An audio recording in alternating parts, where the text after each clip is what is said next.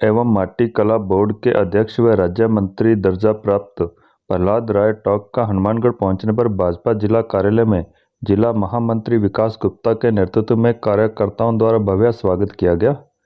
इस मौके पर कार्यकर्ताओं को संबोधित करते हुए राज्य मंत्री प्रहलाद राय टॉक ने कार्यकर्ताओं में नई ऊर्जा भरते आगामी लोकसभा चुनाव में बीकानेर संभाग के साथ साथ पूरे देश में फिर से मोदी सरकार के आने की शुभकामनाएं देते हुए केंद्र व राज्य की सरकार की योजनाओं का जन जन तक प्रचार प्रसार करते हुए पार्टी की रीति नीति का प्रचार प्रसार करने का आह्वान किया।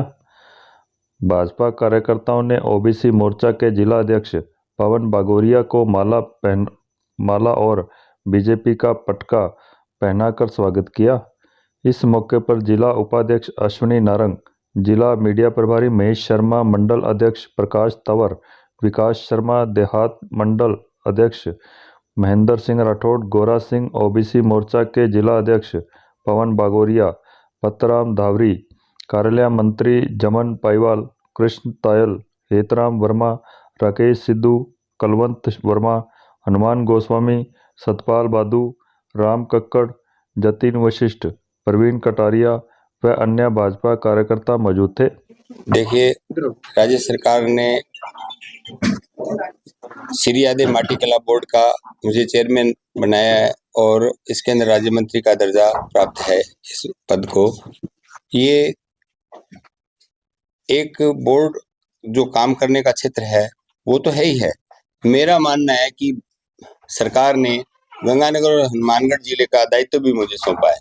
उसके लिए राज्य मंत्री का, क्योंकि डिपार्टमेंट तो किसी न किसी मंत्री का कोई ना कोई होता ही है, उस डिपार्टमेंट की तरह से श्री यादव माटी कला बोर्ड एक डिपार्टमेंट है और बाकी राज्य मंत्री के दर्जे के तहत दोनों जिलों की जिम्मेवारी में भी मैं साथ में काम करूँ। माटी कला बोर्ड के तहत तो जो उस बोर्ड के तहत, क्योंकि वो इंडस्ट्रीज और जो कॉमर्स है, उद्योग और वाणिज्य विभाग के तहत आता है, पेरेंटल उसका वो डिपार्टमेंट है, उसके तहत माटी से संबंधित जो भी काम करने वाले कामगार है वो किसी भी प्रकार, मतलब कोई जाति विशेष का इसमें कोई नहीं है।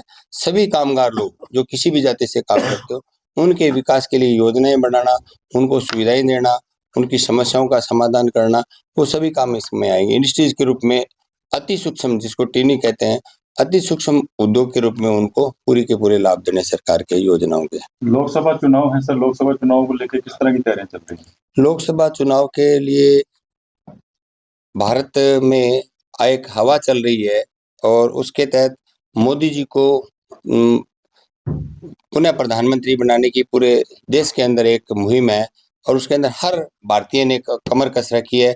वो आज कोई बात नहीं सुनना चाहता, एक तरफा बात कर कह रहा है कि मोदी जी दोबारा प्रधानमंत्री चाहिए। उसके लिए पार्टी ने 370 और एनडीए के जो हमारे संगठन है उसके तहत 400 पार, अब की बार 400 पार के नारे के साथ पार्टी चुनाव मैदान में उतरी है। उसी के तहत राजस्थान के अंदर 25 की 25 सीटें जीतेंगे। गंगानगर, हनुमानगढ़, चूरू जो बीकानेर क्लस्टर की है, तीनों की तीनों सीटें ये भी जीतेंगे। ये पूरे के पूरे सरकार बनेगी। भारतीय जनता पार्टी की सरकार ने किसान क्रेडिट कार्ड के तहत सुविधा दी ना, और फिर ग्रामीण जो सड़क योजना के तहत उनके ग्रामों का विकास हुआ वो भी किसानों के लिए ही है। प्रधानमंत्री नरेंद्र मोदी जी ने जो फसल बीमा योजना लागू की वो भी किसानों के लिए है। अभी जो किसान सम्मान निधि है वो भी किसानों के लिए है। और ग्रामीण सारे किसानों गांव में रहते हैं, तो गांव के लिए, गांव के विकास को प्रमुख मुद्दा माना है। गांव का विकास होगा तो ही विकसित भारत बनेगा। इस मुद्दे को लेकर अभी गांव चलो अभियान चलाया था, जिसका मैं जिला संयोजक था गंगानगर का। तो ये किसी भी हालत के अंदर वो तो कोई ना कोई आरोप लगाएंगे, लेकिन भारतीय जनता पार्टी की सरकार से ज्यादा किसान हित की कोई सरकार नहीं हो सकती। हनुमानगढ़ का एक मुद्दा है सर, स्पिनिंग मिल का, जो भाजपा की सरकार के तहत बंद हुआ था और कांग्रेस ने कहा था शुरू करने के लिए, तो क्या इस बार शुरू हो सकती है सर? ऐसा है, ये सरकार का नीतिगत निर्णय है, जिसके तहत मुझे जब भी बात मिलेगी मेरे पास में कोई बात रखेंगे। आपने बताई है, आप ध्यान में लाए, इसी प्रकार की सरकार से बात करेंगे। अगर कोई बन पड़ेगा तो जरूर हल निकलेगा हनुमानगढ़ और गंगानगर के लिए, विकास के लिए।